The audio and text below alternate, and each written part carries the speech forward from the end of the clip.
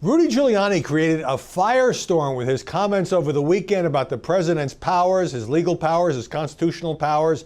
A little bit of journalistic overreaction there, as I'll explain in a moment. But then just as there was any danger of it dying down, the president took to the Twitter, and now we have a full-blown debate, really with a lot of ratcheted up rhetoric. All right, so Rudy's on two Sunday shows. He goes on ABC's This Week. George Stephanopoulos asks him, in addition to can the president be indicted? Giuliani says no, that's been the position. Can the president obstruct justice? Well, Giuliani says we don't believe he did, although the leaked document from the Trump legal team to the Mueller team says that a president can obstruct justice because he can fire anybody he wants in investigation. But here's where we hit the hot button. Stephanopoulos says to the former mayor, does the president have the power to pardon himself? And Rudy says he's not, but he probably does. He has no intention of pardoning himself. Not exactly the most inflammatory answer. Over at NBC, Meet the Press, Chuck Todd asked the same question. Here's Rudy's response. Well, it's not going to happen. So it's a hypothetical point.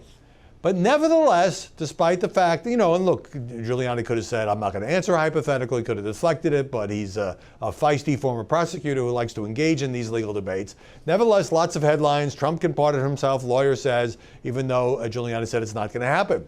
But then Giuliani also spoke away from the cameras to the Huffington Post. And here's where he really stepped in it.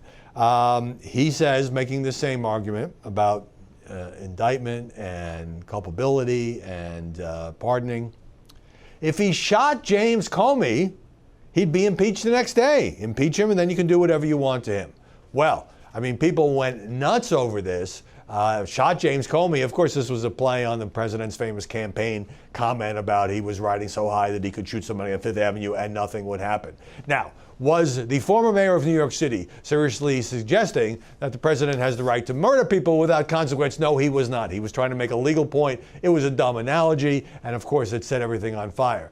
So, yesterday morning, of course, you could probably set your watch on this. President goes on Twitter, picks up the point. He says, according to numerous legal scholars, I have the absolute right to pardon myself, pardon in all caps.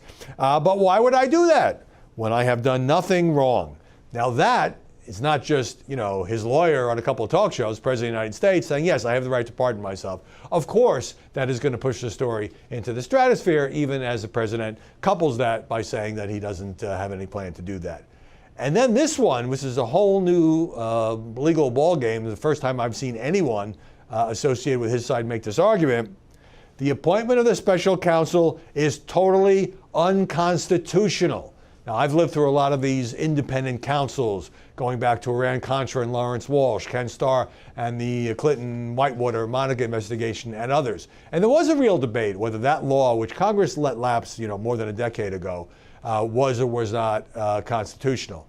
But the special counsel law, I mean, look, what happened is the president's own appointee, as Deputy Attorney General Rod Rosenstein, took a look at the situation, and he appointed Bob Mueller. He authorized the special counsel investigation. He has said publicly that Mueller is staying within the legal bounds.